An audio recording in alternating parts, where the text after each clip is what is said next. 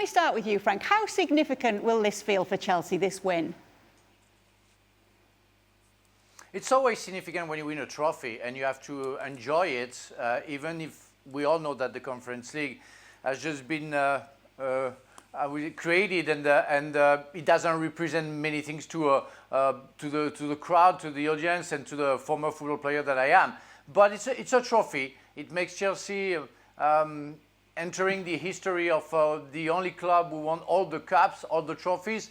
But I know that in order to win the Conference League, you need to have a bad season the season before. A big club only plays the Champions League, or maybe one year the Europa League. So Conference League is not a big European cup, but when you win, it's always good to win. Enzo Maresca, with the changes here, Luis Garcia, paying off in this second half against Real Betis. Yeah, exactly. Okay, it's not the same to make the swap for Jesus Rodriguez from left winger of Real Betis. That is a fantastic young player. He's got a brilliant footer, but of course it's lacking of experience. And you bring Jadon Sancho, players who can change the rhythm of the game. But I think the most important is that really the intensity of Chelsea increased in the second half. Real Betis kind of ran out of legs. The pressure was not there. The rhythm of the game, it was not anymore the rhythm that Real Betis needed. And with that intensity that Chelsea brought into the second half, made them unstoppable for Real Betis, that couldn't handle the situation, couldn't cope with that intensity. And the players from the wide area, Jadon Sancho or Cole Palmer, make the difference just to break this game. So changes are very important, much more in this kind of competition, much more when you bring on the field players who can add experience of quality. But it was a total different second half than what we saw in the first half, where Real Betis had the options, had the football, and managed to get that first good result, that first goal. But in the end, it was Chelsea who deserved to get the win. Cole Palmer, man of the match tonight, voted man of the match. Yeah, 2 assists, 2 really important ones as well. A guy who's kind of disappeared since Christmas, quite honestly. But, you know, your stars, and let's be honest, Cole Palmer is the star of Chelsea. You expect your stars to turn up in finals, in big games. OK, it's the conference, but it's a final, and it's a game you want to win. And he turned up big time. And his 2 assists is... Yes, Chelsea were in charge, but sitting watching it, you're thinking, where's the goal coming from? Up until that ball from Palmer to Enzo, I didn't know where the goal was coming from. And then from there, Betis really did. I was going to say collapse, but they weren't really in the game at that stage anyway. They were just holding on. And pretty much Cole Palmer took over with those 2 assists. And Chelsea end up worthy winners in the end. Because it started well for Betis, and we saw a really strong Isco as well in that first half, Ale. If only the game was only 30 minutes long. If only. Because let me just say, Betis for the first half hour, I would even take it as far as the first 40 minutes, they were all over Chelsea.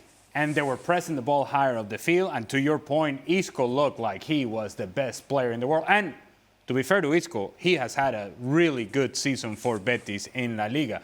And to see him getting on the ball everywhere on the field, the way that he was combining, the way that he was making himself available, 1v1 situations, creating space for himself, passing, finding spaces for himself and for others, and you're thinking, they're not stopping him. And then halftime came. And when halftime came, and now Chelsea were able to kind of settle down and get back to doing certain things that were always going to hurt Betis, isolation game in wide areas, change of pace through the midfield, change of pace from attacking players. Betis has had difficult times defending in La Liga the whole year, and those things were exposed once again in the second half. And most of all, Betis just ran out of legs. All that they were able to do in the first half, once you go into halftime and you sit down for 15 minutes and then you try to rev up the engines in the second half, sometimes it just doesn't happen because you gave it everything that you had in the first half. You had all the momentum, you had all the energy, did not score a second goal. Had they done that, I think they're able to sustain and maintain the result. They were not able to do that, get a second goal. And once Enzo Fernandez scored, they were already hanging on to your point, Stevie, by the time that Enzo Fernandez scored. But once Enzo Fernandez scored, it was only a matter of time because they had no recourse. They had no outlet. Isco was no longer getting on the ball. Antony nowhere to be found. The smell of English football around Antony made him go back to Antony of Manchester United rather than the Antony that we have seen with Betis. And he was no longer a participant in the game. In fact, the only time that we saw him in the second half is when he was fighting with Enzo Fernandez. And so if the game were 30 minutes long, if the game were 40 minutes long, Betis would have won this easily, but that's not the case. And in the end, Chelsea, to your point, to the point that everybody has made, worthy winners because they just have too many tools and too many players in the attack. Now, Frank, you piped up there when Ale mentioned Antony. Obviously, he's been such a big story this season going to Betis and everything he's done with them, but it wasn't his night tonight. No, that wasn't, and I don't really follow La Liga except the big games when our producers asked us to do so. But I thought that he had a better change from his football. And today, what I saw the ghost that I saw when playing for Manchester United. And the only time that I saw him was the fake fight with Enzo Fernandez. And I was very disappointed with his game because I was expecting something more creative, more dangerous, and unfortunately for Betis Sevilla, we didn't see the Antony who have been good throughout his season on loan there. That guy has to avoid English football. That's a statement. That's it. Don't play anymore against English teams, and don't play for any football club in England because it doesn't suit him. What went wrong for Betis, Luis? Well, I think we've been trying to analyze why this Real Betis couldn't handle the situation in the second half. I think the rhythm that they put in the first half, Real Betis is a team with Pellegrini that needs to have the ball. It's a team that when in possession, they manage to control the game. The players like Isco who knows how to handle the ball, how to keep it steady, how to have the possession.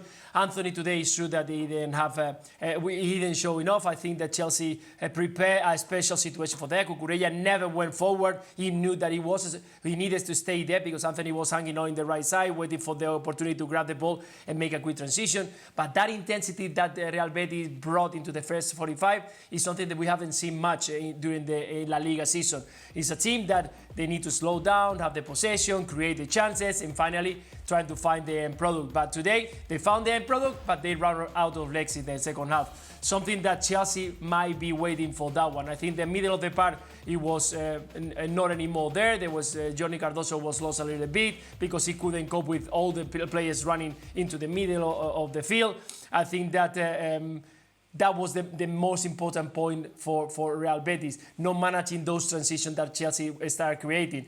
They got quick players, they got quick transition, and the speed on the game just increased, and Real Betis just couldn't cope with that. Once they realized that Chelsea was going on them, they were just putting a low block, and they found themselves already losing the game, and it was very difficult to try to get it back again because Chelsea was in a cruise mode. So I think, again, it was a very good game for 45 minutes for Real Betis, but we've seen that during the whole season. That's why in the table of La Liga, you can see that they went into Europa League because of the quality and talent that they got on the players, but not because they can manage to this kind of intensity for a long period. So unfortunately for Pellegrini, they will have to wait. But definitely it's been a fantastic season for the team of Sevilla. Frank, who stood out today for you for Chelsea?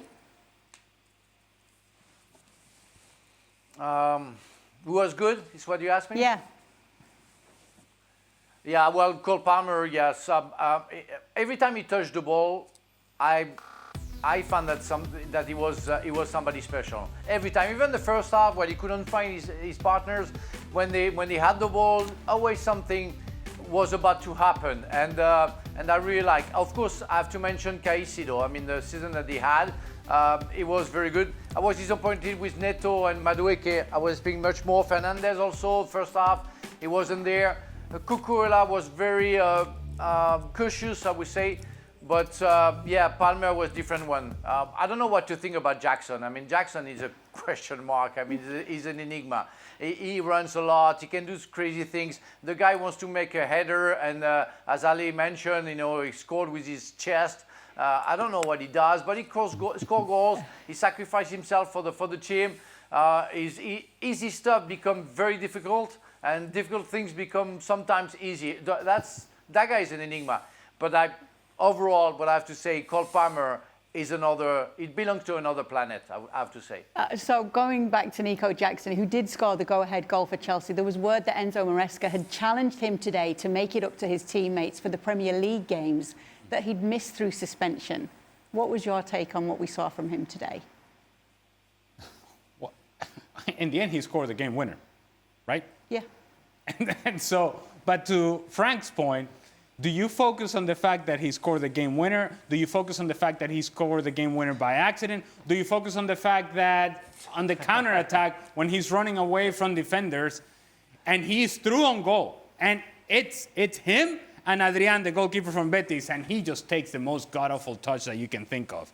And look, full disclosure, we're sitting in the room watching it, and the yell from the background, in this case, Stevie, was, "Donkey! Donkey!" And it was a donkey touch. The thing is that you see so many of those things from Jackson, but what you can say is that in his chaos, he also creates chaos for defenders. Because you don't know what's about to happen, you cannot predict as the defender what his next move is going to be and what the next outcome is going to be. So you cannot anticipate Jackson. As a defender, it has to be mind-numbing to be able, and mind-boggling to be able to figure out what he's going to do, because Jackson doesn't even know what he's going to do. There you go. There you go. And so, and in that sense, he becomes really difficult to handle. So let me ask you it this way. If you'd have put in his performance today, if you were him, how would you be feeling about it afterwards with the silverware in your hand? I would have told you exactly what I just said. I scored the game winner in a final.